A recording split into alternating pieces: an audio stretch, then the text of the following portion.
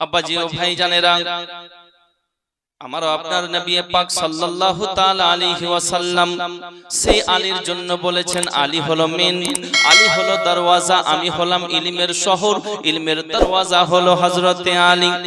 হযরতে আলী রাদিয়াল্লাহু তাআলা আনহুর জন্য আমারও আপনার নবী পাক আরো বলেছেন, ও রাসূলুল্লাহ শুনে নাও হযরতে আলীর পাওয়ার কেমন ছিল বাবা। তিনার পাওয়ার, হযরতে আলী একদা এক সময় মসজিদে নববীর উপরে মেম্বারের উপরে দাঁড়িয়েছেন। দাঁড়ানোর পরে বলতে আছেন, তোমাদের যদি কাউরি প্রশ্ন থাকে, তোমরা যদি জান্নাত সম্পর্কে প্রশ্ন করো, আমি আলী তার উত্তর দিয়ে দেব। জাহান্নাম সম্পর্কে প্রশ্ন করো, আমি আলী তার উত্তর দিয়ে দেব। আজকে যদি জিবরিল ফেরেশতা সম্পর্কে প্রশ্ন করো, আমি আলী তার উত্তর দিয়ে দেব। হযরতে আলী বলতে আছেন, সাহাবারা তোমরা যা প্রশ্ন করবে আমি আলী উত্তর দিয়ে দেব। আরো জোরে বলুন না সুবহানাল্লাহ। হযরতে আলী রাদিয়াল্লাহু তাআলা আনহুর কথা শোনার পরে সাহাবায়ে কেরামগণ হযরতে আলীর নিকটে আসার পরে বলতে আছেন, ইয়া আলী আপনাকে কি প্রশ্ন করব? আল্লাহ পাক বলতে আছেন, জিবরিল তাড়াতাড়ি চলে যাও। নিকটে যাওয়ার পরে আলীকে কিছু প্রশ্ন ধরো। হযরতে আলীর নিকটে জিবরিল ফেরেশতা মানব রূপ সাজার পরে বলতে আছেন, হুজুর ওগো মাওলায়ে কায়নাত, আমার একটি প্রশ্ন আছে। কি প্রশ্ন? হযরতে জিবরিল ফেরেশতা মানব রূপ সেজে বলতে আছেন, জিবরিল ফেরেশতা এখন কোথায়? এখন জিবরিল ফেরেশতা নিজেই প্রশ্ন করে, জিবরিল কোথায়? আব্বাজি ও ভাইজানেরা, হযরতে আলী চোখ বন্ধ করলেন। চোখ খোলার পরে বলতে আছেন, তুমি হলা জিবরিল, তুমি ছাড়া অন্য কেউ জিবরিল হতে পারে না। হযরতে আলী বলতে আছেন, তুমি জিবরিল। জিবরিল ফেরেশতা বলতে আছেন, ওগো মাওলায়ে কায়নাত, আমি যে জিবরিল কিভাবে জানলেন? হযরতে আলী বলতে আছেন, সাহাবারা তোমরা শুনে নাও, তোমরা চক্ষু বন্ধ করো, সমস্ত কিছু অন্ধকার হয়ে যাবে। আল্লাহ পাক এত পাওয়ার আমাকে দিয়েছেন, আমি চোখগুলো বন্ধ করলে আমি আলী, আমার অন্ধকার হয় না, পরিষ্কার সমস্ত কিছু হয়ে যায়। আরো জোরে বলুন সুবহানাল্লাহ। হযরতে আলী বলতে আছেন, আমি চোখ বন্ধ করার পরে ও জিবরিল তোমাকে প্রথম, দ্বিতীয়, তৃতীয় তোমাকে আসমানে খোঁজ করতে শুরু করলাম। জিবরিল তোমাকে আসমানে পেলাম না, জমিনে দেখলাম পাওয়া গেল না, পূর্বে পশ্চিমে উত্তর দক্ষিণ দেখলাম পেলাম না, প্রত্যেকটি চাপ্পা চাপ্পা কোষা কোষা দেখলাম পাওয়া গেল না। ও জিবরিল প্রত্যেকটি জায়গা খোঁজার পরে তোমাকে সামনে আমি দেখি, তুমি আমার সামনেই দাঁড়িয়ে আছো গো জিবরিল, তুমি ছাড়া অন্য কেউ জিবরিল হতে পারে না, তুমি হলা জিবরিল, একমাত্র তুমি জিবরিল, আনতা জিবরিল। জোরে বলুন সুবহানাল্লাহ। আব্বাজি ও ভাইজানেরাও, শুধু তাই নয় যে আলী বাবাজি জিনার জন্য নবী পাক বলেছেন যে আলীকে দেখা হলো ইবাদত। জোরে বলেন। হযরতে আলী রাদিয়াল্লাহু তাআলা আনহুর নামাজ আর আমাদের নামাজ বাবা। হযরতে আলী যখন নামাজ পড়তেন সাহাবায়ে কেরামগণ দেখতেন পিলার আছে নাকি মসজিদের, না আলী দাঁড়িয়ে রয়েছে, বুঝতে পারতেন না।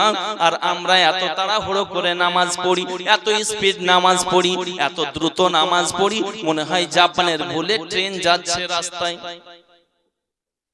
বাবাজি শুধু তাই নয় হযরতে আলী রাদিয়াল্লাহু তাআলা আনহু কেমন নামাজ পড়েছেন বাবা।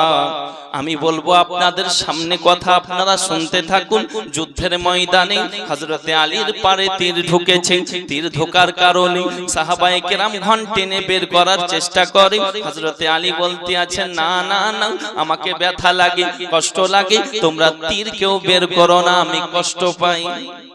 নবী বলতে আছেন, সাহাবারা গো তোমরা এখন আমার আলীর পা থেকে তীর বের করো না, আমার আলী যখন নামাজে যাবে, সাজদায় রত হবে, আলীর পা থেকে তীর বের করে নেবে।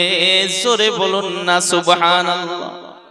হযরতে আলী নামাজের সময় হয়ে গেছে রে বন্ধু, নামাজের মধ্যে যখন গেছেন সাজদার মধ্যে যাওয়ার পরে যখন সুবহান রাব্বিয়াল আ'লা সুবহান রাব্বিয়াল আ'লা পড়তে আছেন বাবা, এদিকে সাহাবায়ে কেরামগণ নবী পাকের হুকুম পাওয়া মোতাবেক, নবী পাকের অর্ডার মোতাবেক হযরতে আলীর দৌড়াতে দৌড়াতে যাওয়ার পরে তীরে টান দেয়, টান দিতে আছে কিতাব বলতে আছে। হযরতে আলীর তীরের সঙ্গে অনেকগুলো গোশত চলে আসে রে বন্ধু। শুধু তাই নয়, পুরো জাই নামাজের পাটি রক্তাক্ত হয়ে গেছে। হযরতে আলী নামাজ পড়তে আছেন, নামাজের মধ্যে কোনো রকমের সমস্যা হয় না। আরো জোরে বলুন না সুবহানাল্লাহ। নামাজে যদি আমাদের মশা বসে, বড় পেরেশানিতে পড়ে যাই, মশা মারি, তারপরে রুকু সাজদা করি, মশা মারি, তারপরে আমরা সালাম ফিরাই বাবা। হযরত আলী রাদিয়াল্লাহু তাআলা আনহুর পা থেকে তীর বের হয়ে যায়, হযরত আলী টের পাই না। আমরা কেমন মুসলমান, আমরা কেমন নামাজ পড়ি, মশা বসলে টের পাই, আলীর পা থেকে তীর বের হয়ে যায়, টের পাই না বন্ধু।